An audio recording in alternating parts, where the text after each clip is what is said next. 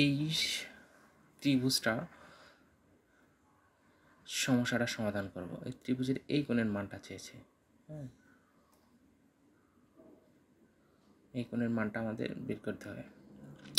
সুতরাং ক্যালকুলেশনে দেখি কি আছে। এটার মান দেওয়া আছে 55 ডিগ্রি, এটার মানও দেওয়া আছে 55 ডিগ্রি। হ্যাঁ, আর এটা সমান, এটার মান চাচ্ছে। সো ক্যালকুলেশন করি।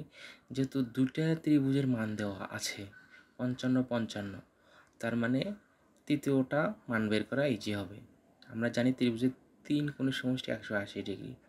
যেহেতু দুইটার মান দেওয়া আছে 55 55 মানে 110, তার মানে এটার মান হবে 70। আমরা এখানে একটু ক্যালকুলেশন করে দেখি।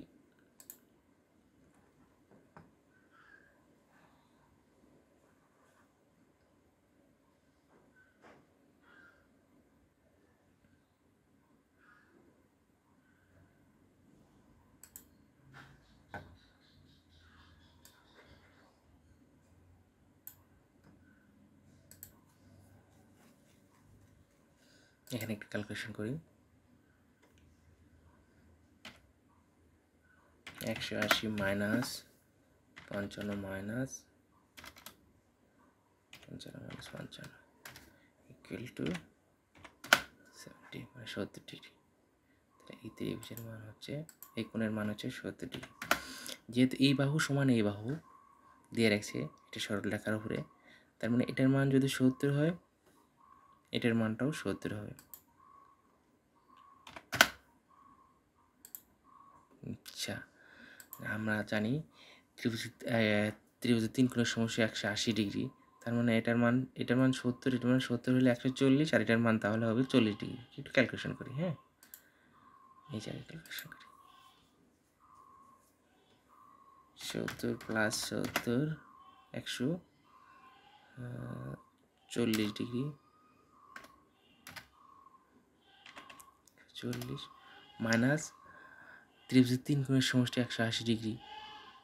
আমরা 180 থেকে 140 বাদ দিতে পারি। আচ্ছা, সুন্দরভাবে ক্যালকুলেশন করে নিন।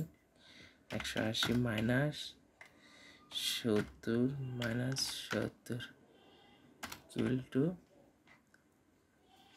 40।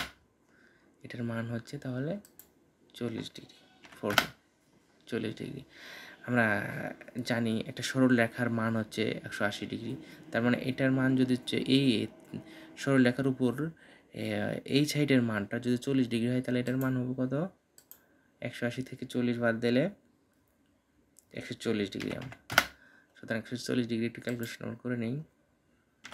180 মাইনাস 40, সুতরাং এটার মান হচ্ছে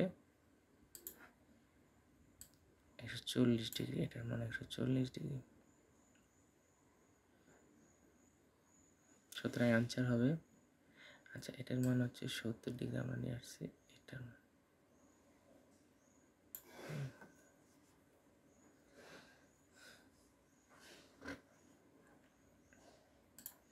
সুতরাং অ্যান্সার হবে, সো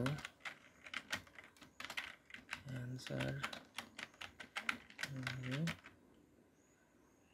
140 ডিগ্রি।